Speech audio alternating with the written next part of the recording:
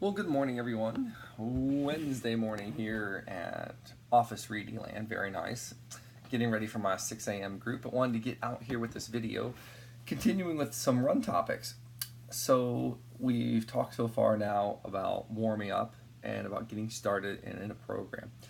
So now what I want to talk about is really learning not just to run the same pace all the time, but to run a variety of paces. Not so much to say speed work, but more pace change. So what's the difference, right? So pace change is something that is sustainable. Like a pace is a longer burst. So like say you can do a different pace for a mile at a time. So you can run a mile super slow at a warm up, and then you can run a mile just a few seconds faster, and then can you run a mile a few seconds faster and continue to do that. Whereas speed work is a drastic increase in pace. So if we're doing speed work, we're working on the faster end or the fastest end, but the faster end of our pace.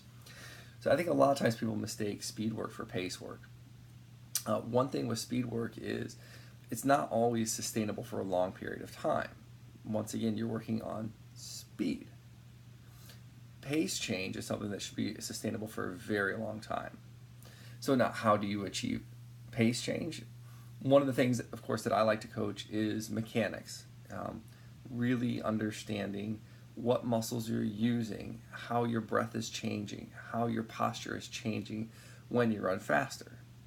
So for example, from a 10-minute mile to a 9-minute mile, what changes in your body? Or from a 9 to an 8, or an 8 to a 7, or a 7 to a 6. So as opposed to just saying just run a 10-minute mile and I'll go run a 9, run an 8, I want to talk about the how-to. What muscle groups do you do differently?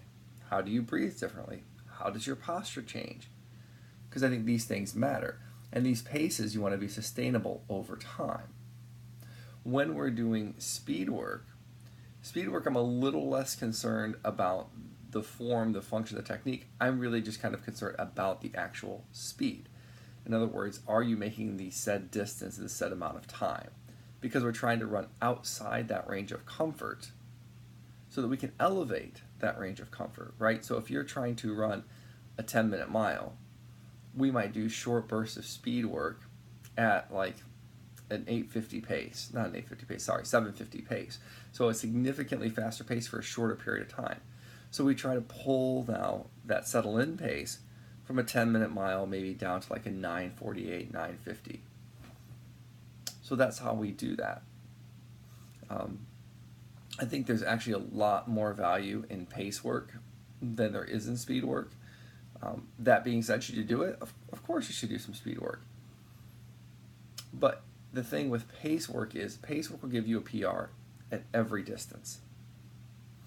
Speed work is great for elevating your pace, but once again, the duration is a little bit shorter. So if you're going to practice speed work, you also really want to practice a lot of active recovery. Active recovery being that when you get tired, how much do you have to slow down to be able to recover, to catch your breath? So going back to an example, let's say you're running a 5K. If you're running a 5K and let's say at the mile mark, you decide to do some speed work. So you decide to throw in like some quarter-mile surges, like really hard surges.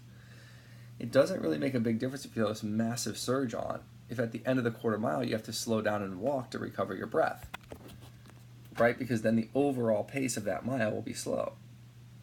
But if instead you do pace work and you run your first mile, and then you change your mechanics a little bit, you start breathing a little bit different, controlling your breath, maybe start engaging your arms a little bit more, you can make that second mile a little bit faster.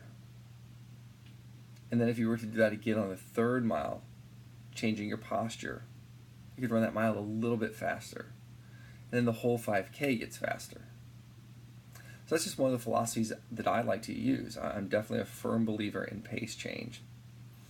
And then if you're going to do practice speed work, I'm really a much bigger fan of talking about that gap, the active recovery gap. When you're out of breath, when you hit the wall, how much do you have to slow down to catch your breath? And the idea is to have that gap be very, very, very small. So if I throw on a massive surge once I realize that I'm really tired, I don't have to slow down very much at all to recover my breath. And that's a skill. And that's something that we work on a lot at Leapfrog. So I just want you to think about those things: pace change, speed work. Check back. Let me know if you have any thoughts or questions on it. Shoot it out in the comments. If you get someone who's just kind of running a consistent pace and always runs the same time for a 5K, 10K, half marathon, marathon, and they're questioning why they always run the same pace, put them in touch. Share the videos with them. Have them join Leapfrog. That's what we're here. That's what we do. So thank you much. I hope your day gets better and better and better, just like your runs get faster and faster and faster. Thank you much, everyone, for watching. I'll talk to you soon. Bye now.